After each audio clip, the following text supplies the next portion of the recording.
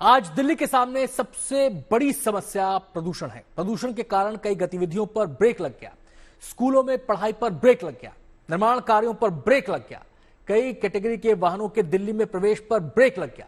लेकिन इसी प्रदूषण ने सियासत में टॉप गियर लगा दिया है। हमारा 7वां सवाल अब आपके सामने है और सवाल है, प्रदूषण के खिलाफ लड़ाई कैसे सियासी आरोप प्रत्यारोप पर आई। होना तो यह चाहिए था कि प्रदूषण की समस्या का समाधान निकालने के लिए पूरी सियासी जमात एकजुट होकर काम करती, लेकिन यहां उलट हो रहा है। सियासत में ठीकरा फोड़ अभियान चल रहा है। दिल्ली सरकार केंद्र और बीजेपी शासित राज्यों को कोस रही है और बीजेपी आप सरकार पर नाकामी का आरोप लगा रही है।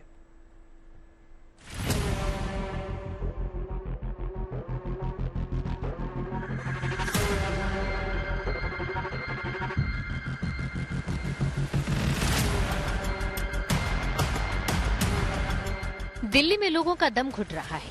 वो साफ हवा में सांस लेने को तरस रहे हैं।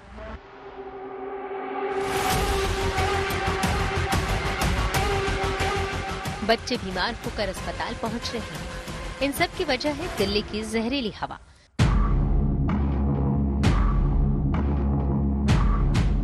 प्रदूषण के खतरनाक स्तर पर पहुंचने से हर आमो खास परेशान है। देश की सबसे बड़ी अदालत तक इस भीषण समस्या को लेकर अपनी नाराजगी जता चुकी है। वो सरकारों को इससे हर हाल में निपटने का निर्देश दे रही है, लेकिन इस समस्या के समाधान को लेकर किसी तरह की सकारात्मक पहल करने के बदले आम आदमी पार्टी और बीजेपी आपस में उलझी पड़ी है। आम आदमी पार्टी बीजेपी की राज्य सरकारों और केंद्र सरकार पर प्रदूषण को लेकर उदासीन होने का आरोप लगा रही है। हमारे चारों तरफ सभी सरकारें जिस तरह से उदासीन और निष्क्रियता के साथ हाथ पे हाथ रख करके बैठी हैं और जिस तरह से सेंटर गवर्नमेंट चुप्पी साध करके अपने जिम्मेदारी से पीछे हटा हुआ था, मुझे लगता है कि माननीय सर्वोच्च न्यायालय के निर्देश के बाद इनकी संयुक्त बैठकें होंगी और सभी राज्यों में इम्प्लीमेंटेशन पर फोकस किया जाएगा।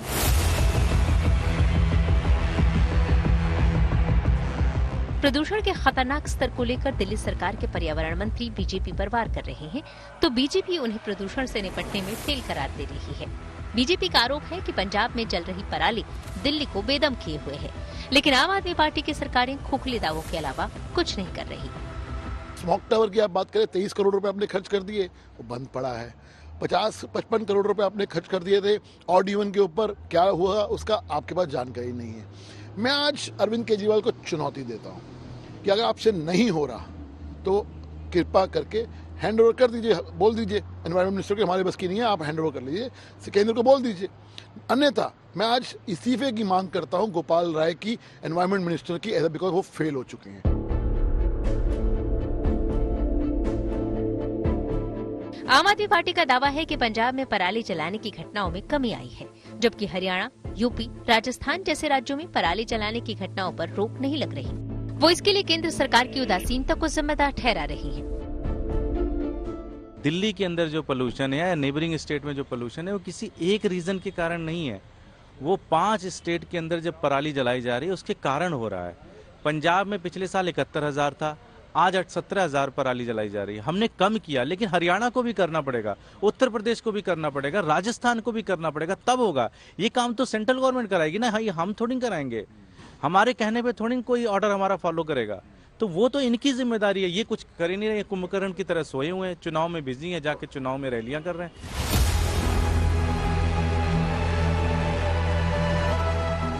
दिल्ली में प्रदूषण की समस्या विकराल हो चुकी है। ये सिर्फ इस साल की बात नहीं है, हर साल ऐसी स्थिति पैदा हो रही है जिससे लोगों को सांस लेना तक दूभर हो जाता है। लेकिन इस समस्या से निपटने को लेकर किसी तरह की गंभीरता नजर नहीं आ रही। आम आदमी पार्टी और बीजेपी दोनों में बस एक दूसरे को जिम्मेदार ठहराने की राजनीति चल रही है। अरविंद केजरीवाल को इनके किए की सजा मिलेगी, जो उन्होंने दिल्ली को गैस चैम्बर बनाया है और कोई एफर्ट नहीं किया। आज दिल्ली की इस पोल्यूशन का जो रीजन है वो भी अरविंद केजरीवाल के पास है। पंजाब के किसान वो पराली नहीं जलाना चाहते, इन्होंने कहा हम आपकी पराली खरीदेंगे, ऐड निकाला, पराली को ऐसे हम आपको मूल्य दे के ले लेंगे। किसान मजबूरी में, और अरविंद केजरीवाल ये पाप किए जा रहे हैं। साल दर साल दिल्ली में प्रदूषण की समस्या विकराल होती जा रही है। हर साल लोगों को इससे जूझना पड़ रहा है।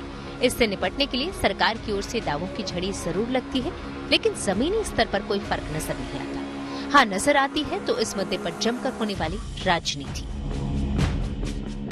ऐसे में दिल्ली के लोगों को साफ हवा कब मैसर होगी, ये सबसे बड़ा सवाल है। Bureau report, good news today.